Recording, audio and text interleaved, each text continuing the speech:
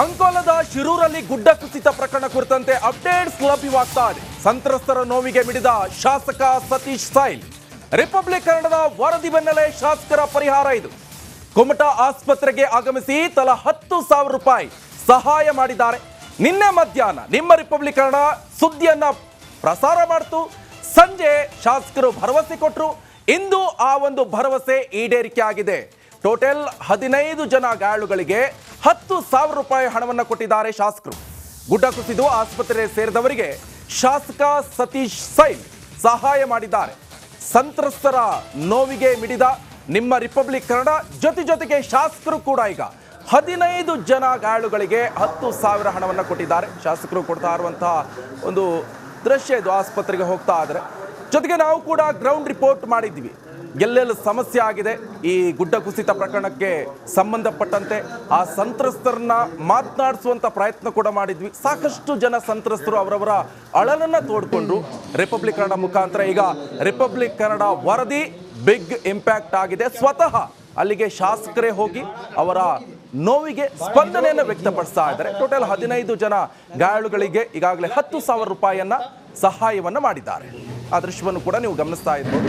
ಕಾರವಾರ ಶಿರೂರಲ್ಲಿ ನಡೆದಿರುವಂತಹ ಗುಡ್ಡ ಕುಸಿದ ಪ್ರಕರಣ ಕುರಿತಂತೆ ಈಗಾಗಲೇ ಶಾಸಕರು ಹಾಸ್ಪಿಟಲ್ಗೆ ಹೋಗಿ ಈ ಒಂದು 10,000 ರೂಪಾಯಿ ಸಹಾಯಧನವನ್ನ ಮಾಡಿದ್ದಾರೆ.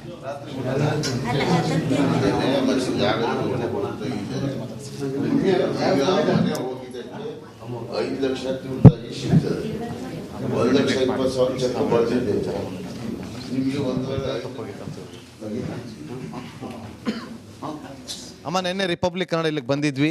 ನಾವು ವರದಿಯನ್ನು ಕೂಡ ಮಾಡಿದ್ವಿ. ಆ ವಿಚಾರವನ್ನು ಶಾಸಕರ ಗಮನಕ್ಕೂ ಕೂಡ ಬಂದಿತ್ತು. ಈಗ ಅವರೇ ಖುದ್ದು ಶಾಸಕರು ನೀವಿರುವಂಥ ಜಾಗಕ್ಕೆ ಬಂದು ನೋಡಿ. ಈಗ ಒಂದು ವಿಚಾರ, ನಿಮ್ಮನ್ನೆಲ್ಲ ಬೇರೆ ಕಡೆ ಶಿಫ್ಟ್ ಮಾಡೋದಕ್ಕೂ ಕೂಡ ಇದಾಗ್ತು. ಅವರು ಅಧಿಕಾರಿಗಳ ಜೊತೆ ಮಾತಾಡಿದ್ದಾರೆ. ಯಾರನ್ನೂ ಕೂಡ ಬೇರೆ ಕಡೆಗೆ ಶಿಫ್ಟ್ ಆಗಬಾರ್ದು ಅಂತೇಳಿ ಅವರು ತಾಕೀತನ್ನು ಮಾಡಿದ್ದಾರೆ. ಏನು ಹೇಳ್ತೀರಿ ಈಗ? ಅವ್ರಿಗೆ ನಾವು ಧನ್ಯವಾದ ಹೇಳ್ಕೊ ಇಷ್ಟಪಡ್ತೀವಿ ತಾಯಿ.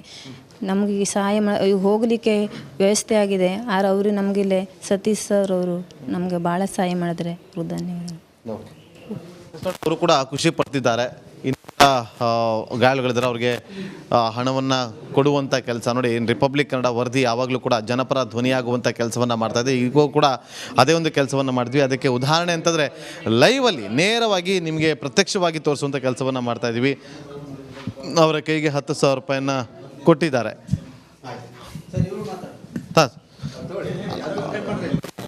ಅವ್ರು ನೋಡಿ.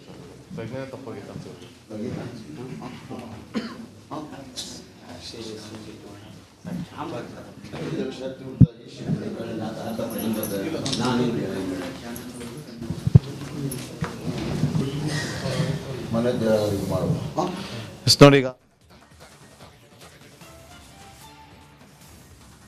ಕಾರವಾರದಲ್ಲಿ ಆಪರೇಷನ್ ಗ್ಯಾಸ್ ಟ್ಯಾಂಕರ್ ಮುಂದುವರೆದಿದೆ. ಕೊಚ್ಚಿ ಹೋದ ಲಾರಿ ಎತ್ತಲು ಅಧಿಕಾರಿಗಳು ಮಾಡಿರುವಂತಹ ಹೊಸ ಪ್ಲಾನ್ ಏನು ಅನ್ನೋದರ ಒಂದು ರಿಪೋರ್ಟ್ ಇದೆ. ಬನ್ನಿ ನೋಡ್ಕೊಂಡು ಬರೋಣ.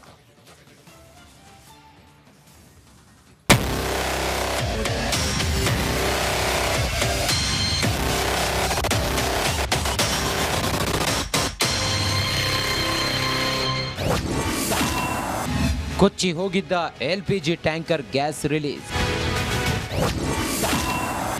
ಸಗಡಗೆರೆ ಬಂದ್ LPG ಸುರಕ್ಷಿತ ಬಿಡುಗಡೆ. ಮಳೆ ಎಲ್ಲೆಲ್ಲೂ ಮಳೆ.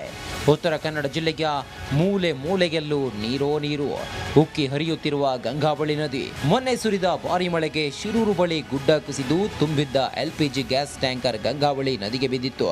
ಶಿರೂರು ಬಳಿ ಬಿದ್ದ ಟ್ಯಾಂಕರ್ ಸಗಡಗೆರೆ ಗ್ರಾಮಕ್ಕೆ ಕೊಚ್ಚಿಕೊಂಡು ಬಂದಿತ್ತು.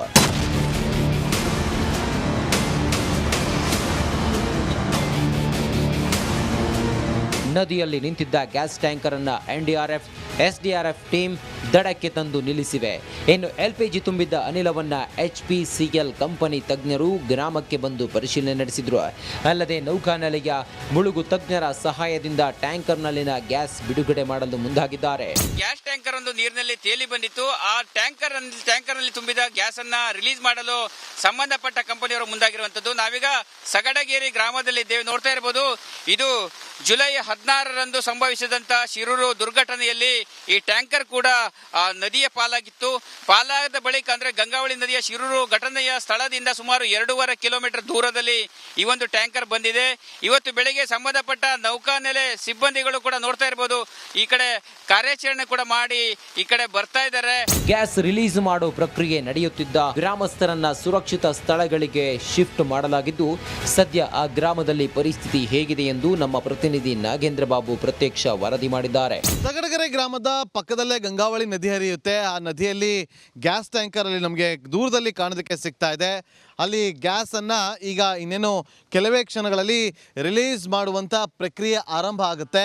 ಅಲ್ಲಿ ಒಂದಷ್ಟು ವೆಹಿಕಲ್ಗಳನ್ನು ನಿಂತಿರೋದನ್ನು ಕೂಡ ನಾವಿಲ್ಲಿ ಗಮನಿಸ್ತಾ ಇದ್ದೀವಿ. ಯಾಕಂದರೆ ಕ್ರೇನ್ಗಳು ನೋಡಿ ಎಷ್ಟು ಕ್ರೇನ್ಗಳನ್ನು ನಿಲ್ಲಿಸಿದ್ದಾರೆ.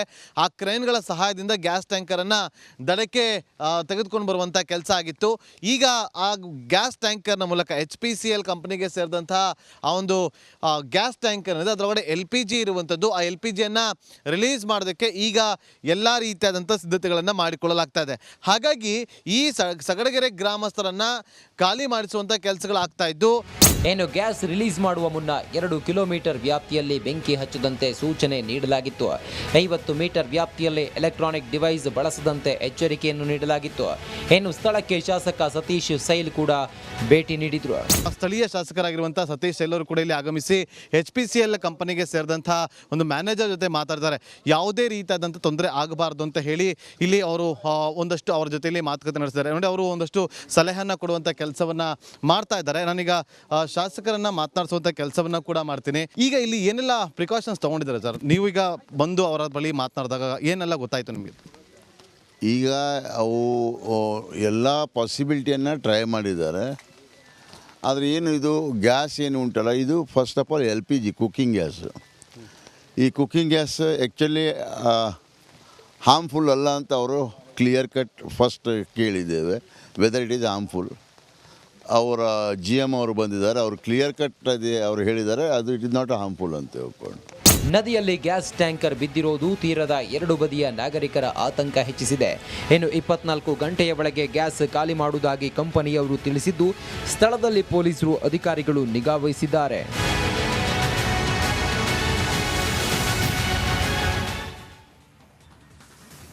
ಇನ್ನು ಮಹಾಮಳೆಗೆ ಉತ್ತರ ಕನ್ನಡ ತತ್ತರಿಸಿ ಹೋಗಿದೆ. ಈ ವರುಣನ ರೌದ್ರ ನರ್ತನಕ್ಕೆ ಗುಡ್ಡಗಳು ಕೂಡ ನಡುಗಿದ್ರೆ, ಇನ್ನೊಂದೆಡೆ ಮಣ್ಣು ತೆರವು ಕಾರ್ಯಾಚರಣೆ ಕೂಡ ಮುಂದುವರೆದಿದೆ.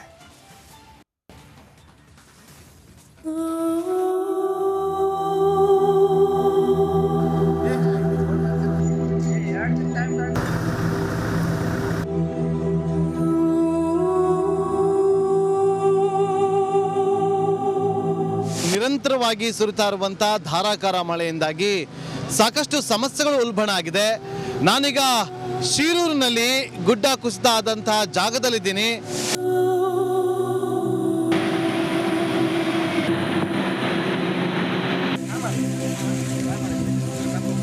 ರಣಮಳೆ ಬಿಟ್ಟು ಬಿಡದೆ ವರುಣ ರೌದ್ರ ನರ್ತನವಾಡುತ್ತಿದ್ದಾನೆ. ಕರಾವಳಿಯಲ್ಲಿ ಮಹಾಮಳೆ ಮರಣ ಮೃದಂಗಕ್ಕೆ ಇಡೀ ಉತ್ತರ ಕನ್ನಡ ತತ್ತರಿಸಿ ಹೋಗಿದೆ. ಅಂಕೋಲದ ಶಿರೂರು ಬಳಿ ಗುಡ್ಡ ಕುಸಿದು 6 ಮಂದಿ ಜೀವಂತ ಸಮಾಧಿಯಾಗಿದ್ದಾರೆ. ಇದರ ನಡುವೆ ಮಣ್ಣು ತೆರವು ಕಾರ್ಯಾಚರಣೆ ಮುಂದುವರೆದಿದೆ.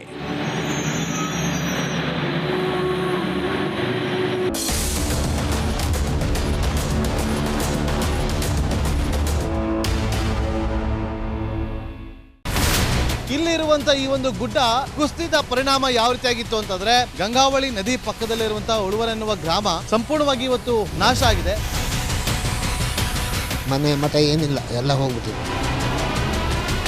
ಇವತ್ತು ರಿಪಬ್ಲಿಕ್ ಕನ್ನಡ ಮಾಡಿದಂತ ಒಂದು ವರದಿಯಿಂದಾಗಿ ಎಚ್ಚೆತ್ತುಕೊಳ್ಳುವಂತ ಕೆಲಸ ಸರ್ಕಾರ ಮಾಡಿದೆ, ಸಚಿವರು ಕೂಡ ಮಾಡಿದ್ದಾರೆ. 2 ಗಂಟೆಗೆ ಸುದ್ದಿ ಮೂಡಿಸಿದ್ದು 6 ಗಂಟೆಗೆ ಎಲ್ಲ ಸಚಿವರು ಮಿನಿಸ್ಟರ್ ಎಲ್ಲ ಬಂದು ಇಲ್ಲಿ ನೋಡೋಗಿದ್ದಾರೆ.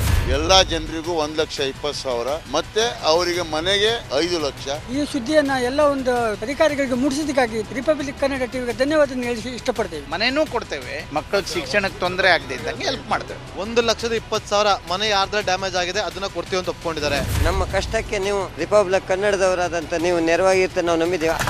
ಅವರಿಗೆ ಸೂರನ್ನ ಕಲ್ಪಿಸಿಕೊಡೋವರೆಗೂ ಕೂಡ ರಿಪಬ್ಲಿಕ್ ಕನ್ನಡ ಅವರಿಗೆ ಧ್ವನಿಯಾಗಿ ನಿಲ್ಲುವಂತ ಕೆಲಸವನ್ನ ಮಾಡುತ್ತೆ.